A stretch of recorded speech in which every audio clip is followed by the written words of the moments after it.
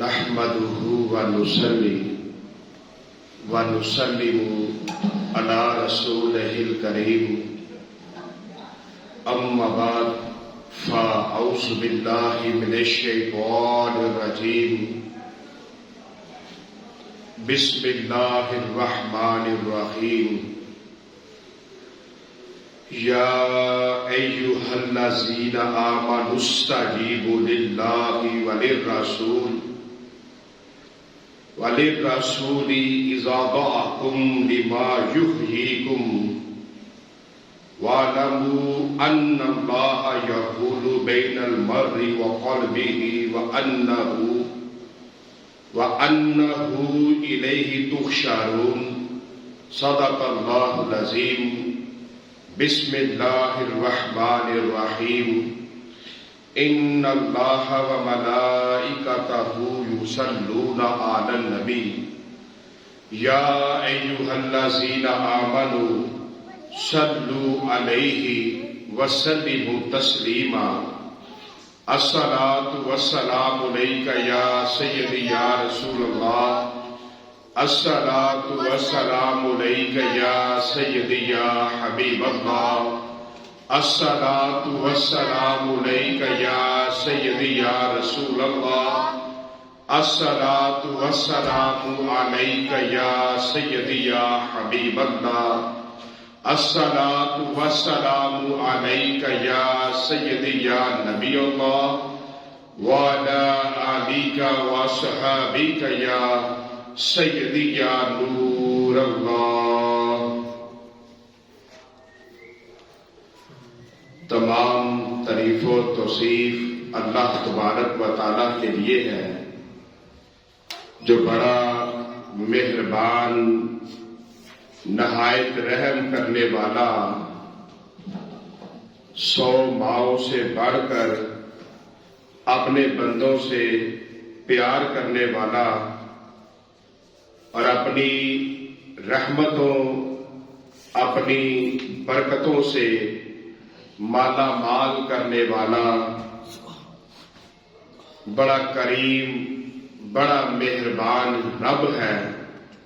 رحمت کاملہ حضرت محمد مصطفیٰ صلی اللہ علیہ وآلہ وسلم پر جو وجہ کائنات، شافی روز شمار، جو بے بسوں کے بس جو بے کسوں کے کس، جن کا ذکر بے چین دل کا چین اور بے قرار دل کا قرار، اور آپ کی آل اور اصحاب پر بہت زیادہ سلامتی ہو جو روشن چراغوں کی مانند ہے۔ آج جمعۃ المبارک کا بابرکت دن ہے۔ اللہ تبارک و تعالیٰ کی بارگاہ میں دعا ہے کہ آج کے دن اپنی تمام اترنے والی نعمتوں، رحمتوں اور برکتوں سے مجھے حاضرین اور ناظرین کو مالا مال فرمائے۔ دوران خطبہ قرآن مجید کی تھوڑی سی تلاوت کا شرف حاصل ہوا، جس میں اللہ تبارک و تعالیٰ نے اپنے محبوب صلی اللہ علیہ وسلم کی نعت بیان فرمائی۔ فرمایا یا ایھا الذین آمنوا استجیبوا للہ وللرسول، اے ایمان والو اللہ تعالیٰ اور رسول کریم کا کہا مانو، یعنی ان کی اطاعت کرو۔ اذا دعاکم، جب رسول اللہ صلی اللہ علیہ وآلہ وسلم تمہیں بلائے، لما یحییکم، یعنی وہ دعوت دیتے ہیں، یحییکم تاکہ وہ زندہ کرے، کہ حضور علیہ السلام کا زندہ کرنا کئی قسم ہے، یعنی ان کے آپ کا علوم کے ذریعے مردہ دلوں کو زندہ کرنا، اس لیے علم قلب زندگی اور جہل اس کی موت ہے کہ جس انسان کے پاس علم ہوتا ہے سمجھ لے کہ اس انسان کے دل کو زندگی مل گئی ہے، کیونکہ علم کی وجہ سے ہی انسان حلال اور حرام میں فرق کر سکتا ہے، اس کو پاک اور نجس کے بارے میں تب ہی پتہ چلے گا جب اس کے پاس علم ہوگا۔ حدیث شریف میں ہے کہ اللہ تعالیٰ نے مردہ دل کو علم سے زندہ فرماتا ہے، جیسے ویران زمین کو بارش کے قطرات سے سرسبز کرتا ہے، اس طرح علم سے انسان کا دل سرسبز ہوتا ہے، یعنی زندہ ہوتا ہے۔ اور عقائد و رمان صالحہ بھی انہی میں شامل ہے جو دائمی نعمتوں کا مستحق بنا کر دائمی زندگی بخشتے ہیں۔ اور مسئلے میں ہے کہ جہاد بھی انہی سے ہے، اس لیے کہ وہ بھی بقا کا سبب ہے، اگر اسے ترک کر دیا جائے تو دشمن غلبہ پا جاتا ہے بلکہ صفائے ہستی سے ختم کر دے گا۔ آگے فرمایا وَاعْلَمُوا أَنَّ اللَّهَ يَحُولُ بَيْنَ الْمَرْءِ وَقَلْبِهِ، اور یقین کرو اللہ تعالی مرد اور اس کے درمیان، مرد اور اس کے دل کے درمیان حائل ہوتا ہے۔ اس یہاں پر بین المرء وقلبہ، اس میں بندے اور مولا کے غایت قرب، یعنی کہ اللہ تعالیٰ اپنے بندے کو اس کے دل سے بھی قریب تر ہے۔ تو جب یہ آیت ہمیں اشارہ دیتی ہے کہ اللہ تعالیٰ بندے کے اندر جو دل ہے اس سے بھی زیادہ اپنے بندے کے قریب تر ہے، اس کا مطلب ہے کہ مالک ہمارے ایک ایک کام سے، عمل سے، ہماری سوچ سے جو خیال آ کر گزر گیا اللہ تبارک و تعالیٰ کو اس کا بھی پتہ ہے۔ اسی لیے مولا علی مشکل کشا آپ دعا کیا کرتے تھے کہ اے مالک، اے اللہ، میرے جس عمل کا مجھے نہیں پتا تو جانتا ہے، اے اللہ جو کمزور عمل ہے مجھے نہیں پتا تو جانتا ہے، اللہ تو اس کو بھی معاف فرما دے، کیونکہ اللہ اتنے قریب ہے۔ تو آپ مولا علی اس طرح دعا مانگا کرتے تھے، وَأَنَّهُ، بے شک، الیہ، اللہ کی طرف، اور اللہ کی طرف، تحشرون، تم اٹھائے جاؤ گے۔ یعنی کہ یہاں پر یہ فرمایا کہ اے انسان، تو جو عمل کرے گا اپنے اعمال کے مطابق تو اللہ کی طرف اٹھایا جائے گا۔ پھر وہ رب جو تیرے ایک ایک عمل سے واقف ہے، تو نے جو کیا ہوگا تجھے پھر اس کی جزا اور سزا ملے گی، کہ اللہ تبارک و تعالی سب کچھ جانتا ہے۔ اور اس آیا مبارکہ کے اندر ایک شان رسالت یہ بھی ہے، مروی ہے کہ حضرت ابی رضی اللہ تعالیٰ عنہ نماز پڑھ رہے تھے تو رسول خدا صلی اللہ علیہ وآلہ وسلم آپ نے انہیں بلایا تو ان کی آنے میں دیر ہو گئی، تو کریم آقا علیہ الصلوۃ والسلام آپ نے فرمایا کہ آپ نے آنے میں دیر کیوں کی؟ تو حضرت ابی رضی اللہ تعالیٰ عنہ عرض کرتے ہیں کہ یا رسول اللہ صلی اللہ علیہ وآلہ وسلم، یا رسول اللہ، میں نماز پڑھ رہا تھا تو کریم آقا علیہ الصلوۃ والسلام فرمایا تو نے اللہ تبارک و تعالیٰ کا فرمانے علی شان نہیں پڑھا، نہیں سنا؟ استجیبوا للہ وللرسول، یعنی تمہیں نماز چھوڑ کر میرے ہاں حاضر ہونا تھا۔ ہمارے آقا اتنی شان والے کہ فرمایا تمہیں نماز چھوڑ کر میرے ہاں حاضر ہونا تھا۔ اللہ تبارک و تعالیٰ نے اتنی بلند شان آپ صلی اللہ علیہ وسلم کو عطا فرمائی، آنکھ والا تیری رفت کا تماشا دیکھے، اور فرمایا جو نبینا ہے جس کو نظر ہی کچھ نہیں آ رہا، فرمایا وہ اس کو کیا نظر آئے اور وہ کیا دیکھے۔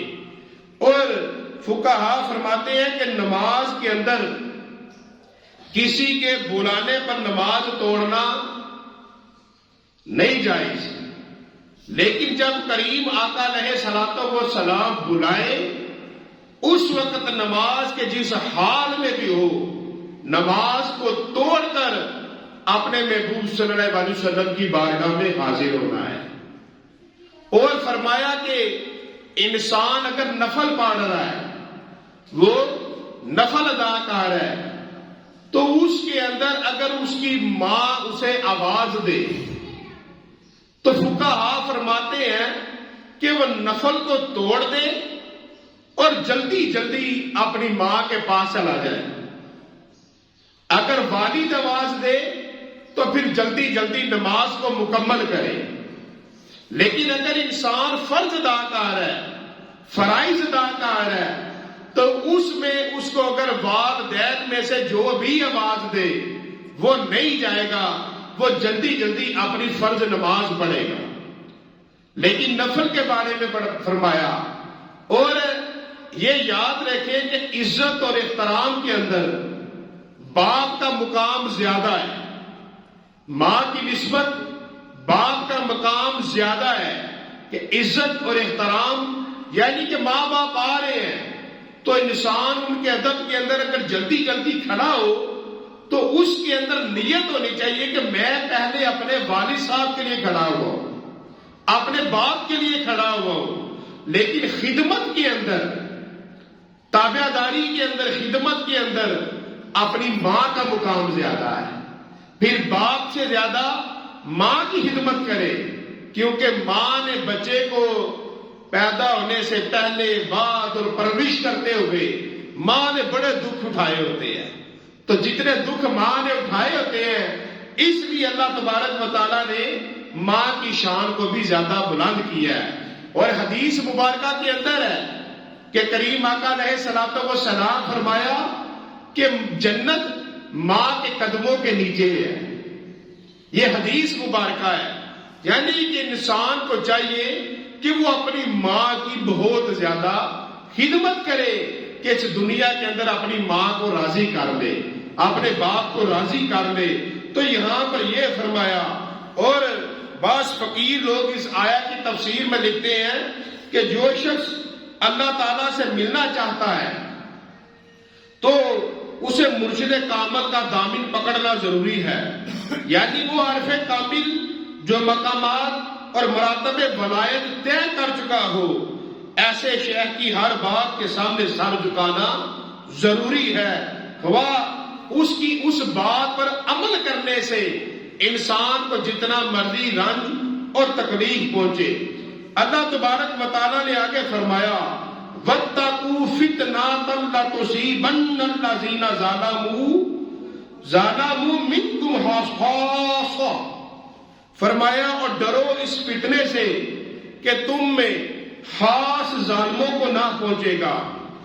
اب حدادی نے اس تفسیر میں لکھا ہے کہ یہ آیت حضرت عثمان اور حضرت علی رضی اللہ تعالیٰ عنہما کے بارے میں نازل ہوئی، اس لیے کہ اللہ تعالیٰ نے اپنے محبوب نبی کریم صلی اللہ علیہ وآلہ وسلم کو جو ان کے زمانے میں فتنہ آنا تھا، کہ جو ان کے دور میں فتنہ آنا تھا، اس کے بارے میں اللہ نے اپنے محبوب کو خبر دے دی۔ یہ نبی علیہ الصلوۃ والسلام نے ان دونوں کے علاوہ باقی تمام صحابہ کو یہ بتایا تھا، بے شمار صحابہ کو یہ بتایا تھا کہ اس فتنے کے بارے میں، کہ اس وقت کتنا عظیم فتنہ جو ہے وہ برپا ہوگا، اور وہ سب کو معلوم تھا۔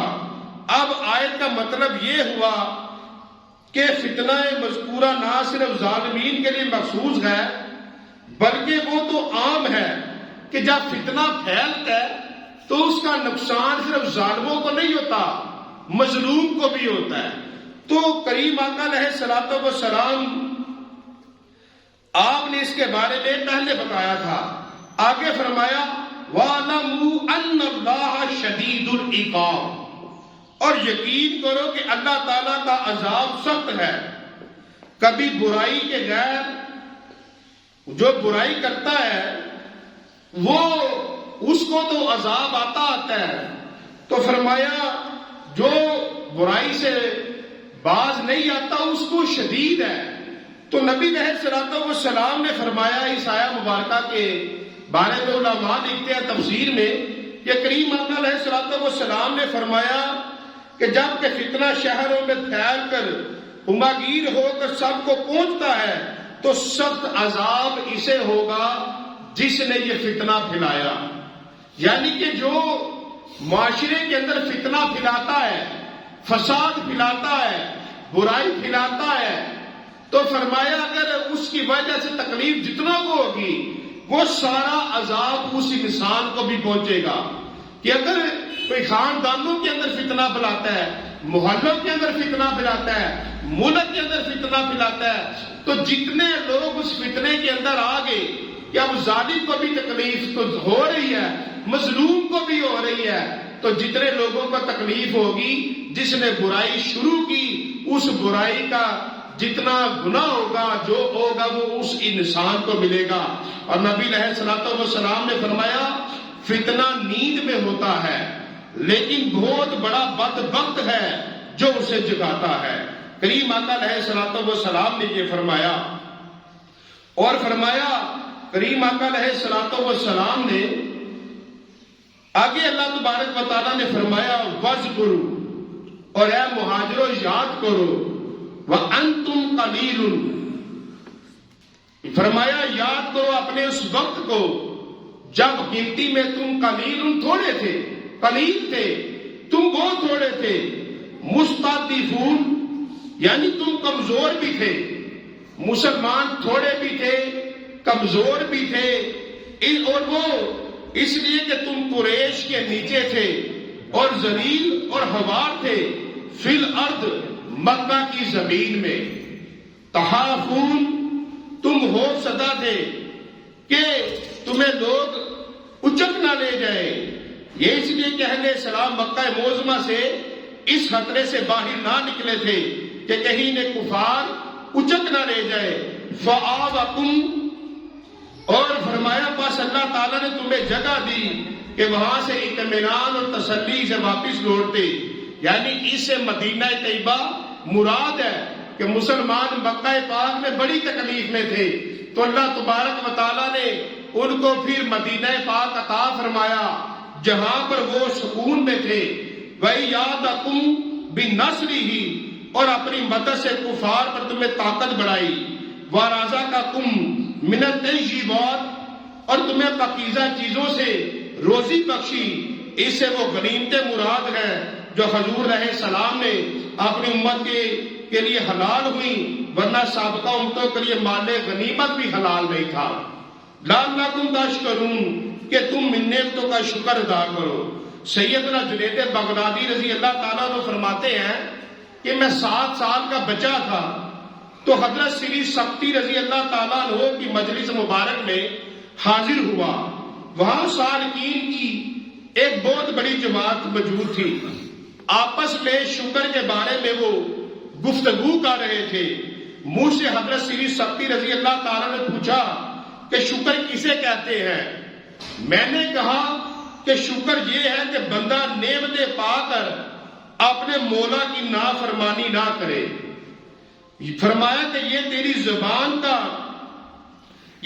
زبان کے اندر جو اللہ نے نور دیا یہ تجھے اللہ تعالیٰ سے خاص عطا ہے، باوجود یہ کہ اس زبان سے کامل نے مجھے خوشخبری دی، لیکن پھر بھی فرماتے ہیں کہ سری سبتی رضی اللہ تعالیٰ عنہ کے فرمان کے باوجود بھی میں ساری زندگی خوف زدہ رہا۔ یعنی کمال انسان وہ ہے کہ جس کو اللہ تبارک و تعالیٰ نے اگر جتنی نعمتیں دی ہیں کہ وہ اس نعمتوں کا اللہ کی بارگاہ میں شکر ادا کرے. وہ جتنی دیر شکر ادا کرتا رہے گا اللہ تبارک و تعالیٰ اس کو اور عروج عطا فرمائے گا، اور فضل عطا فرمائے گا، اور اپنی نعمتیں عطا فرمائے گا. اب دیکھ لے کہ جب سلطنت عثمانیہ والے وہ آئے تو وہ بڑے تھوڑے تھے، قلیل تھے. تو فارس اور روم کے وہ بڑے روج کے بادشاہ تھے تو وہ ان کے نیچے تھے، لیکن وہ لوگ اللہ کا ایسا شکر ادا کرنے والے تھے اور نبی علیہ الصلوۃ والسلام کے دین سے ایسی محبت کرنے والے تھے، شریعت کے ایسے پابند تھے کہ مشرق سے مغرب ان کی حکومت قائم ہوگی، سلطنت عثمانیہ قائم ہوگی، اور ان کے اندر ایسے ایسے بادشاہ آئے کہ جن کو زمانے میں بڑی عزت سے دیکھا گیا، ان کو اللہ نے بڑا عروج عطا فرمایا. لیکن جب پھر وہ لوگ ان کے اندر ایسے پیدا ہوئے کہ جنہوں نے دین سے غداری کی، اپنوں سے غداری کی، فتنے میں چلے گئے، تو آہستہ آہستہ آہستہ وہ لوگ ختم ہو گئے. کئی بڑے اعظم پر حکومت کرنے والے ختم ہو گئے، وہ لوگ ختم ہو گئے. اسی طرح جب ہمارا اسلام ہے تو اسلام جب آیا تھا غریب تھا، تھوڑے لوگ تھے.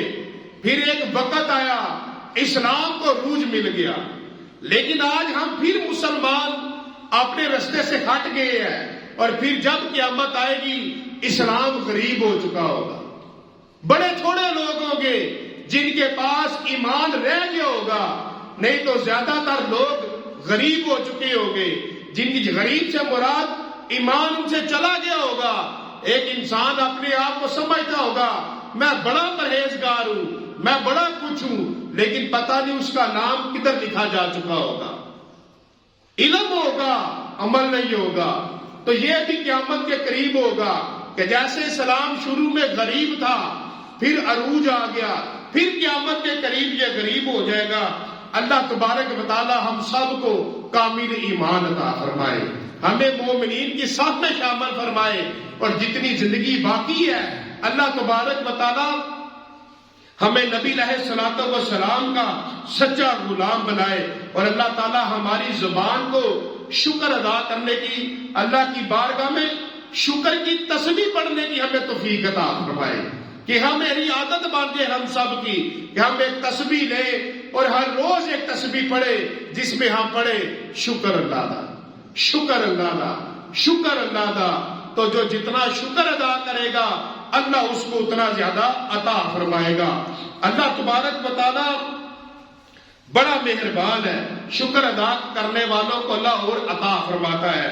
آگے فرمایا یا ایھا الذین آمنوا لا تخونوا اللہ والرسول، اے ایمان والو اللہ تعالیٰ اور اس کے رسول صلی اللہ علیہ وسلم کی خیانت نہ کرو.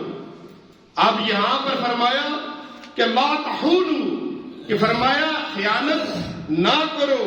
تو خیانت سے مراد یہ ہے کہ جو فرمایا اگر وہ اس پر عمل نہیں کر رہا تو اصل میں وہ انسان اپنا نقصان کر رہا ہے. کہ جو فرمایا اس کے اندر اپنی بات نہ چلائے. اگر دین کی کوئی بات آ جائے تو اپنی بات نہ چلائے. اور اس کی آیا مبارکہ کا شان نزول یہ بھی ہے کہ حضرت ابو لبابہ ہارون بن عبداللہ یہ انصاری کے حق میں نازل ہوئی. واقعہ یہ تھا کہ رسول کریم صلی اللہ علیہ وسلم نے یہود بن قریظہ کا 2 ہفتے سے زیادہ تک محاصرہ فرمایا، اور اس محاصرے سے وہ تنگ آ گئے، ان کے دل ڈر گئے.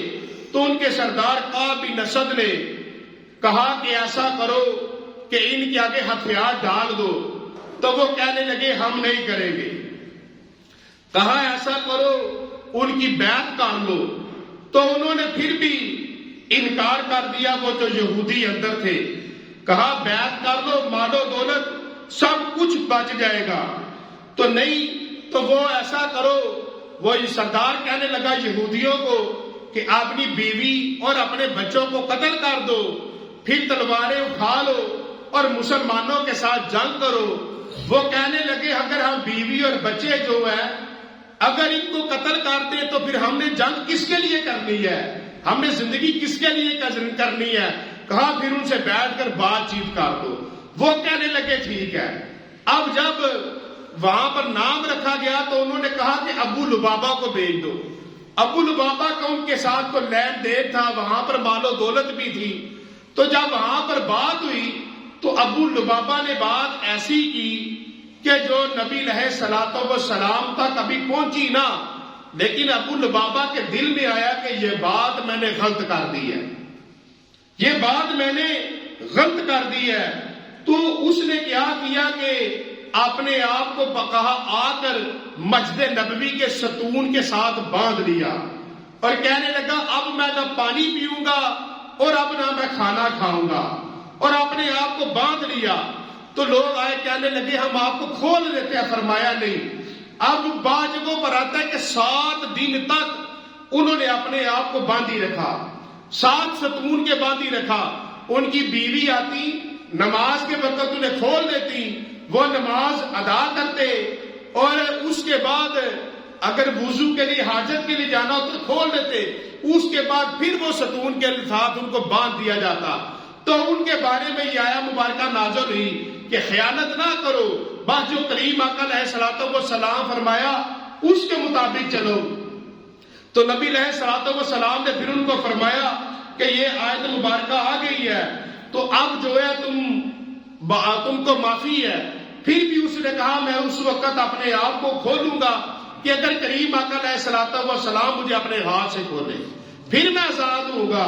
یہ اس کی محبت تھی، یہ نبی علیہ الصلوۃ والسلام سے محبت تھی، عشق تھا کہ میں نے ایسی بات کی ہے جو میرے محبوب کے لیے نہیں ہے، یہ غلط ہو گئی ہے۔ تو انہوں نے محبت میں باندھا تھا۔ تو نبی علیہ الصلوۃ والسلام نے پھر بعضوں کو رکھا 7 دن کے بعد ان کو کھولا ستون سے اپنے ہاتھوں سے، تب وہ پھر وہ کریم آقا علیہ الصلوۃ والسلام کے قدمین مبارک میں تشریف لائے اور کریم آقا علیہ الصلوۃ والسلام کو راضی کیا۔ یہ ان کا عشق تھا۔ اور نبی علیہ الصلوۃ والسلام کی عاشقوں کا بڑے مشہور واقعے ہے کہ حضرت انس فرماتے ہیں کہ حضور صلی اللہ علیہ وسلم نے فرمایا اس وقت تک کوئی شخص مومن نہیں ہو سکتا جب تک وہ مجھ کو اپنے مال، اولاد اور جان سے زیادہ عزیز نہ رکھے۔ اس حدیث شریف سے عشق رسول صلی اللہ علیہ وسلم کی شدت کا اندازہ ہوتا ہے۔ مسلمانوں نے اس ارشاد رسول پاک پر کہاں تک عمل کیا۔ 1-2 حدیث مبارکہ وقت ہو گیا ہے کہ حضرت زید کو جب کفار مکہ سولی دینے لگے تو ابو سفیان نے ان سے کہا کہ زید تم دل سے چاہتے ہوگے کہ آج تمہارے بدلے تمہارے نبی رسول اللہ صلی اللہ علیہ وسلم کو سولی دی جاتی اور تم آرام سے ہوتے۔ تو حضرت زید رضی اللہ تعالیٰ عنہ نے فرمایا خدا کی قسم میں تو یہ بھی نہیں چاہتا کہ میری رہائی کے بدلے نبی علیہ الصلوۃ والسلام کے پاؤں مبارک میں کانٹا بھی چبھے۔ اور سولی پر تھے، کہنے لگے میں تو یہ بھی نہیں پسند کرتا کہ میں یہاں سولی پر ہوں اور وہاں میرے محبوب کے قدم مبارک میں ایک کانٹا بھی چبھے۔ جنگ احد میں ایک مسلمان حکوم کے باپ، بھائی اور شوہر، اور ایک جگہ پر آتا ہے بیٹا بھی شہید ہو گیا۔ تو اس کو کہا گیا کہ وہ سارے شہید ہو گیا۔ اس نے کہا اس بات کو چھوڑو، مجھے بس جلدی جلدی یہ بتاؤ کہ میرے کریم کیسے ہیں، میرے کریم کیسے ہیں۔ تو کہا وہ بالکل ٹھیک ہے۔ وہ بھاگتی ہوئی آئی، جب سرکار کا دیدار کیا تو عرض کرنے لگی کہ یا رسول اللہ صلی اللہ علیہ وسلم آپ کے ہوتے ہوئے کوئی غم نہیں ہے۔ اب گھر میں باپ بھی گیا، حامد بھی گیا، بیٹا بھی گیا، بھائی بھی گیا، اس کے باوجود کہا میرے بتاؤ میرے محبوب کا حال کیا ہے، لجپال کا حال کیا ہے۔ صحابہ ایسی محبت کرتے تھے اور حضرت حبیب کو سولی پر چڑھا کر تڑپا کر مار کر ان کو مارا جا رہا تھا تو ان کے ایک حصے سے خون ٹپک رہا تھا، مگر عشق رسول میں حضرت حبیب مگن ہے۔ بلکہ ایسے نازک وقت میں بھی وہ نبی علیہ الصلوۃ والسلام کی نعت پڑھ رہے ہیں کہ وہاں پر ان کے جسم کے ایک حصے سے خون نکل رہا ہے، تو اس وقت بھی وہ سرکار کی نعت پڑھ رہے ہیں۔ اللہ تبارک و تعالی ہمیں نبی علیہ الصلوۃ والسلام کا سچا پکا غلام بنائے، اور قرآن مجید کی آیت مبارکہ نے ہمیں یہی بتایا، تو آج بھی یہی ہے کہ ہم اپنی مرضی چھوڑیں اور کریم آقا علیہ الصلوۃ والسلام کے فرمان کے مطابق زندگی گزارے۔ وما علینا الا البلاغ المبین، جنہوں نے سنتے ادا کرنی ہے وہ سنتے